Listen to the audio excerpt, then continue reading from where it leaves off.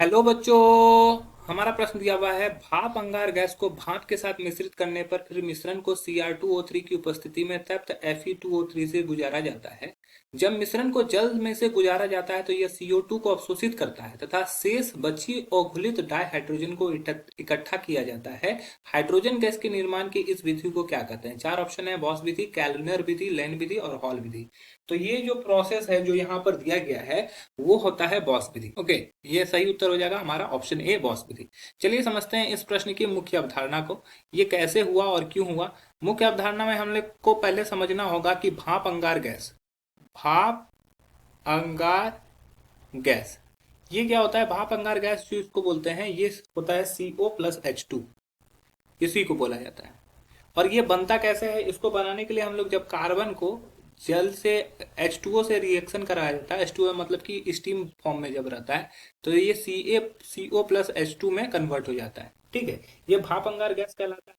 अब ये क्या करता है कि बोला गया कि भाप अंगार गैस के साथ मिश्रित भाप को मिश्रित करके, मतलब कि CO और H2 को किससे मिश्रित किया गया? भाप से, H2O से मिश्रित किया गया, ये भी गैसीय H2O से।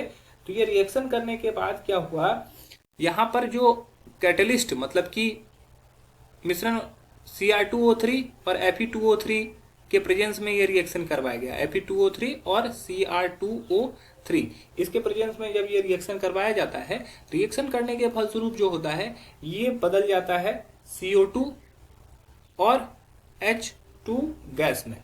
ठीक है, ये H2 गैस और ये CO2, अब ये दोनों गैस के फॉर्म में है, तो दोनों गैस अगर साथ में निकलेंगे तो हम लोग को पता कैसे चलेगा कि हाइड्रोजन और कार्बन डाइऑक्साइड निकल रहा है? तो हम लोग इसको क्या करते हैं, जल से गुजारते हैं। यहाँ पर इसको क्या किया जाता है? जल से गुजारा जाता है। तो ये क्या होता है, जल में विलय होते हैं। कार्बन डाइऑक्साइड क्या होते हैं? जल में विलय होते हैं, और हाइड्रोजन अविलय होते हैं।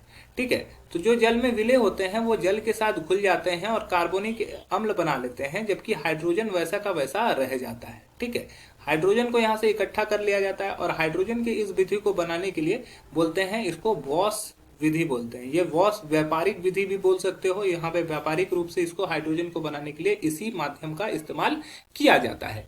तो ये पहला ऑप्शन बिल्कुल सही होगा। अब बोल रहा है कैरनल विधि। कैरनल विधि क्या होता है कि ये NaCl के कैरनल विधि किसको बोलते हैं? कैलनर विधि, जिसमें NaCl का NaCl का विद्युत अपघटन कराया जाता है, विद्युत अपघटन कराते हैं। तो अगर यहाँ पे NaCl का विद्युत अपघटन कराया जाएगा तो यहाँ पर हाइड्रोजन गैस नहीं निकलता है, ये गलत हो जाएगा। तीसरा है लेन विधि। लेन विधि जो होता है वो भी हाइड्रोजन बनाने का एक तरीका है, जिसमें कि इस्तेमाल किया जाता है Fe का। जब Fe का रिएक्शन H2O से कराया जाता है, मतलब कि स्टीम से कराया जाता है, तो ये रिएक्शन करने के बाद बना लेता है Fe3O4 और साथ में H2 गैस बनाता है। ठीक है, तो इसको अगर हम लोग संतुलित कर लेंगे तो ये हो जाएगा, ठीक है, और ये हो जाएगा हमारा 3। तो ये इस विधि से अगर हम लोग बनाते हैं तो उसको लेंस विधि बोलते हैं। लेकिन यहाँ पर कुछ अन्य चीजें की गई है।